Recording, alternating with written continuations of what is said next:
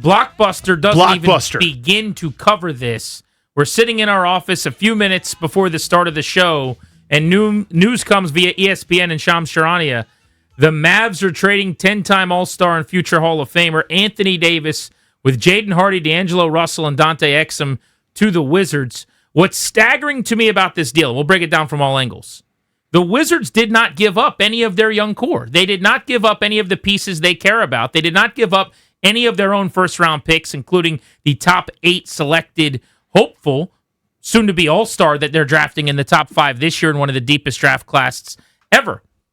And they're able to go get Anthony Davis, who won't play for the rest of this year, but when he is available next season, could end up being a star again if healthy.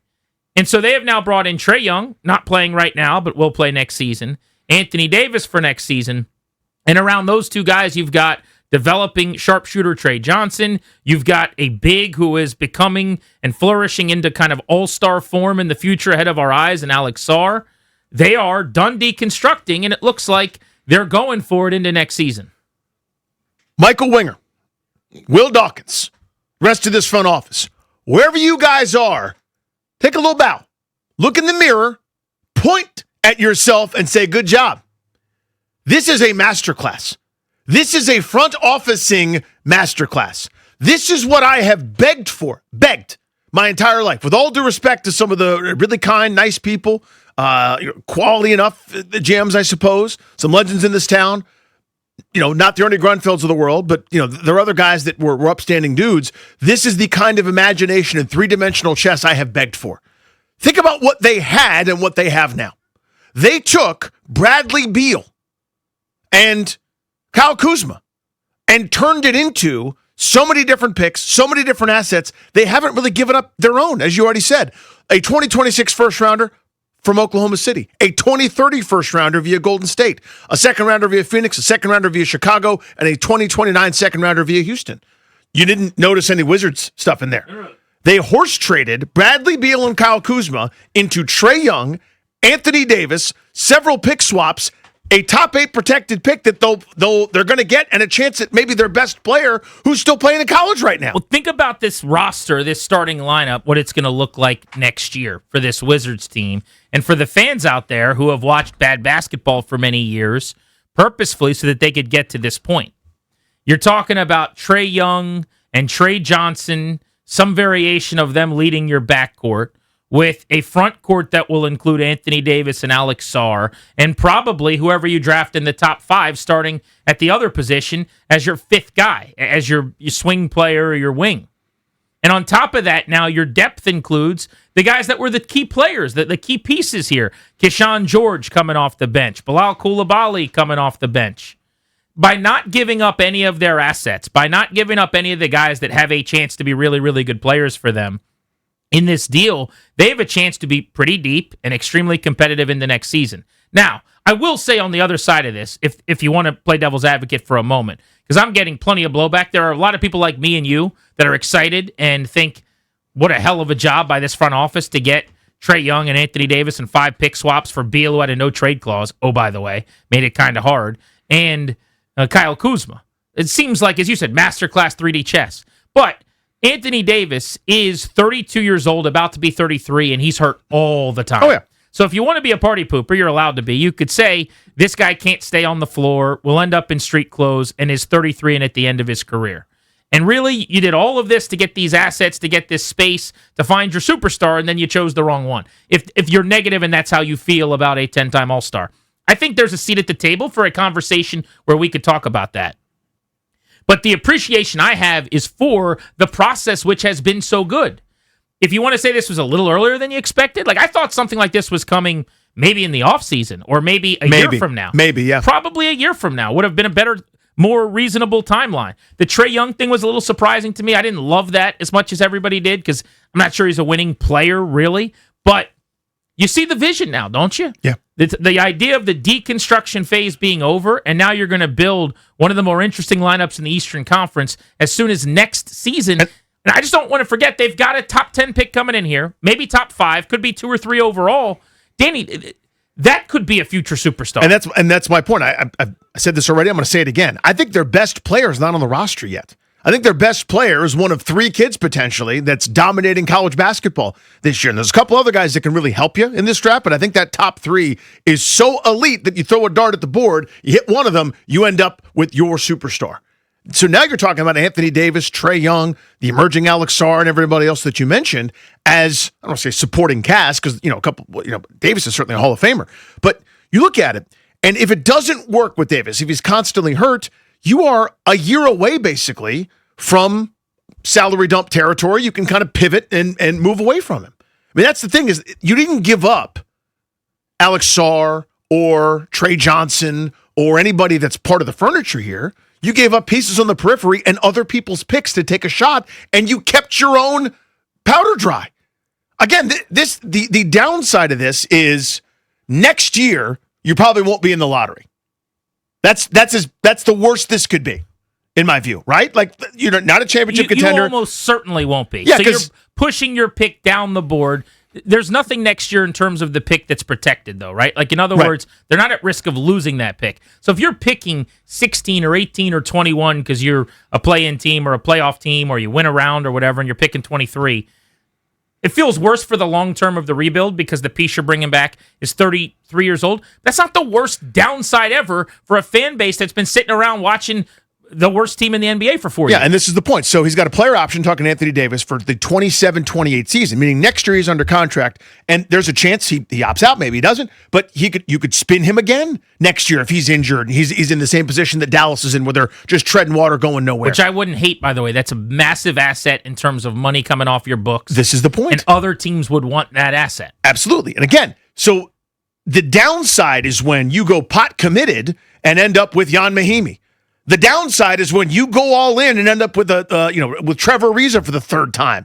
This is going all in without actually having to go all in. You went all in with someone else's chips.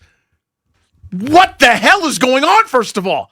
This is the thing I've wanted my whole life as a Wizards fan. Just be in position to pounce. But they never were, because and they never did it correctly. They never did it right, and here you are. That's the thing about the deconstruction and the tank, whatever we're going to call it, and people hated it. It was the only way. It's the only way out of the perpetuity of mediocrity. Yep. It's the only way out of spinning your tires as this 37 to 47 win team year in and year out that will never win anything doing it that way. They have not won 50 games since they were a champion in 1978, 10 years before I was born. Grew up loving the Wizards like everybody else, but they just haven't been relevant in the zip code of what it would even take to get good. Forget being good. They had no chance in this sport about superstars where people have to want to come play for you. You can't even get a meeting with Kevin Durant to come back home. That's where they were. Yeah. And in short order here, Trae Young picked them, and now you're trading for Anthony Davis. Look, does this work? I can't sit here and tell you definitively that it will.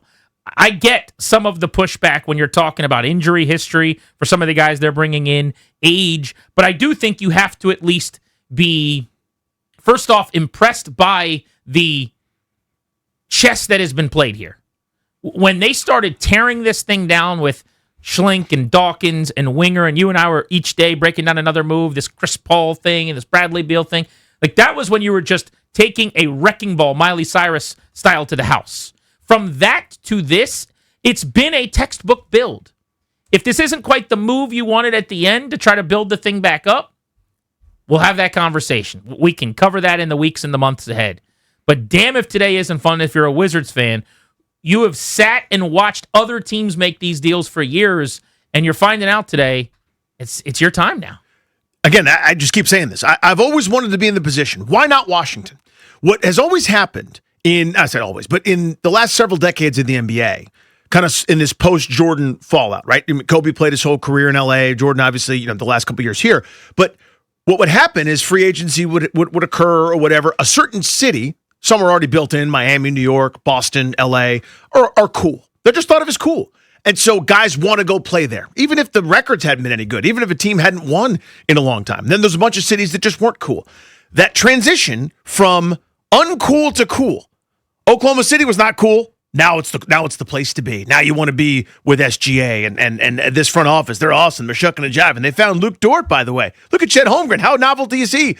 you find these places, and all of a sudden guys want to go when there's a proper buzz. And then you can get the tiebreak. Then you can get the veteran, the Ray Allens, willing to take less and go try to win a championship. That's how you can get pushed over the top in this sport that's so about stars, because you play both ends and you play 75, 80% of games. And you dominate the basketball. There's only one to go around. And a star player, whereas on the ice in the NHL, you play 18 minutes a game. Here, you play both ways, and you can affect the game at all times, even without the basketball in your hands or scoring. Now that you have outsized type expectations, this is exciting for the first time. Real excitement for the first time in a long, long time around here. Trae Young, Trey Johnson, Alex Sarr, Anthony Davis, and your pick in the top 5 to 7. Worst case scenario, 6th or 7th overall, but you're probably going to be picking in the 2 to 5 range. In one of the deepest drafts and best drafts to be picking in the top 5 in recent history. That's going to be your 3. And if they're not ready at the start of the year, so it's Keyshawn George in his 3rd season, and that guy comes off the bench for a little while until he's ready. But for the people that are frustrated by this, I don't get it. I go back to the main argument I would have is they kept all their picks and all their good young players. Yep. What are you mad about? Maybe the asset, like the whole point is the space and the ability to do the big thing, and they chose this big thing, and it's not the big thing you wanted. But it's not like this is forever. As you said, there's a chance next year is the end of the road that you can get out of the Anthony Davis contract midway through next season. So it's not like you're signing up for 4 or 5 years of 32-year-old, about to be 33-year-old Anthony Davis. This could end a year from now at the trade deadline. But the picks, everyone's like, oh, they gave up picks. The Oklahoma City pick? The Golden State pick, the Phoenix pick, the Chicago pick, the Houston pick. Yeah, those are assets. You got them to make a move like this. So maybe you don't like this choice of this aging, injury-riddled player. But I think the real ones that are out of Cap One Arena, the Wizards fans that have kind of stuck by this thing, I'll bet you most of them are very, very excited about this, if I had to assume. Just because, not because it's just a turning of the corner organizationally, but I don't know how you look into the beginning of next year and see a starting lineup with Young and Johnson and Sarr and Davis, and I'll just say, whichever. Who do you think that, like at 3? Who would you take? Just name one. Cameron Boozer. Would you go Boozer? Yeah. And Boozer. How does that top 5 not move the needle for you? How does DeMonster or whoever else? But pick your player with those 4 guys. Yeah, come on, dude. That's not euphoria as a Wizards fan. That doesn't get you pumped up. Come on, seriously. Where were we 2 years ago, and where are we now as a basketball city? And again, I understand if you just go objectively, right, and you look at no other factors. Again, I think you're wrong, but bear with me. If all you're doing is going, Anthony Davis is hurt all the time, that is correct.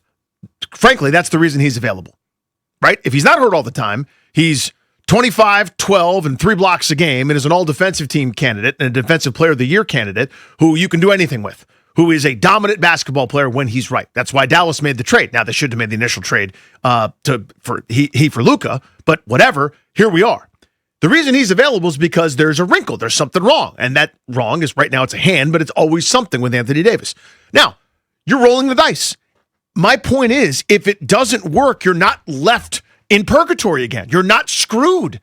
You know what I mean? Like, you'll be worse off without having the services of Anthony Davis. Just ask Dallas. They're not as good. They haven't had him. He's played 20 games this year, and they're, kind of, again, treading water.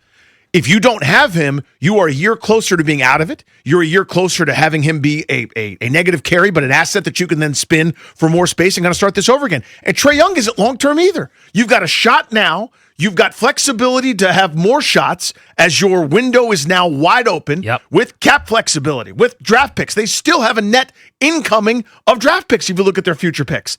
My God, this front office, man. You know what I was just thinking about? How about this defensive front court? Anthony Davis, Alex Sarr, and Bilal Coulibaly. Those 3 guys as a trio of defenders. Who's got a better triplet group than that? That is elite. That is top shelf, best of the best. Costs extra money. Take that down. Let me have a little sample, and maybe I'll pay for that shot. Davis, Sarr, Coulibaly defensively. This team has been so bad on defense. How many points do you want to score tonight? Have at it. You want 125 tonight? Okay. Who's scoring on that group? Yeah. Now, you got to hit jumpers. Got to stay healthy. Sure. I understand that. And he's going to miss games, by the way. I'm not going to sit here and tell you Anthony Davis next year is going to suddenly play 65, 70 games. If he plays 60 games, I'm thrilled. You got to manage that. He's got to stay healthy for sure. I think I just saw a stat where he played 29 games in Dallas, and he missed 50-some or whatever of the 80-plus he's been there for. Yeah. But he played 29 total games. I think they went 17-12 in those 29 games. You're going to have to keep these dudes on the floor. But that front court, that rim defense, Davis and Sarr collectively in the block, but you throw in Koulibaly with his length and the way he defends. I'm psyched to get back out to Cap One Arena next year. You got something going. I went to my first game of the season like a week ago, and I was joking with these guys. I'm like, man, I forgot how fun it was to be back out there. Because you used to be in the habit, like I am for the Caps, of just going regularly, and eventually, after years and years of not much reason to be there, it just kind of happened that I stopped going. But the atmosphere that night, because it was the John Wall celly, was pretty good. This is wild that they were able to turn what they did into this. I just keep saying the same thing over and over. It is remarkable where they were and what they, because not each move, like remember when they traded Bradley Beal, people were going, that's it? That's it? And we had to, not to be too condescending about it, we had to say, listen, this is not an asset that was in demand. They missed their window. The previous regime did. They missed their window to trade this guy. In fact, they gave him a no-trade clause. This was a diminished asset, diminished value. The word was out. They got a bunch of second-round picks, basically glorified for it, and a pick swap 5 years from now with Phoenix. Not much doing there. Same thing when they re-signed Jordan Poole and they re-signed Kyle Kuzma. You're going, I don't quite see this one yet. The point was to clear the deck to be able to start making trades. And again, horse trading is they went into a flea market with a paperclip and they came out with a Rolls Royce. Like, that's what they just did. So here's the question I'm going to pose and I want to get to next. And you guys can fill up the phones at 800-636-1067. How do you feel about this deal? 800-636-1067. What do you think of the Wizards looking ahead to next season, trying to get back into being ultra competitive? Trae Young will be back off of his injury, playing game in and game out, and you'll have Anthony Davis now in the fold. Bill Simmons tweeted, "You never know when the Wiz are going to whiz it up." And I haven't really seen his logic on this, but there are plenty of national people that are kind of poking and jabbing a little bit and digging into some of it. The idea is their knock would be anytime you can go get a 32-year-old injury-prone big man, you got to do it. There are people that will say, look, this is now a ticket to the 4 or 5 seed in the East as a ceiling, out of the lottery, but not really a championship contender. Should this have been the time to jump? You've been squirreling your nuts away all this time so that you go on a trip. You know what I mean? You're saving all this money. You just keep putting it away in a shoebox, and it's cash, and it's cash, and it's cash, and it's cash. And one day we're going to spend it on something. And the point is, you didn't spend it on the right thing. You had all the money, but then you blew the money on a thing you shouldn't have. That's going to be the argument.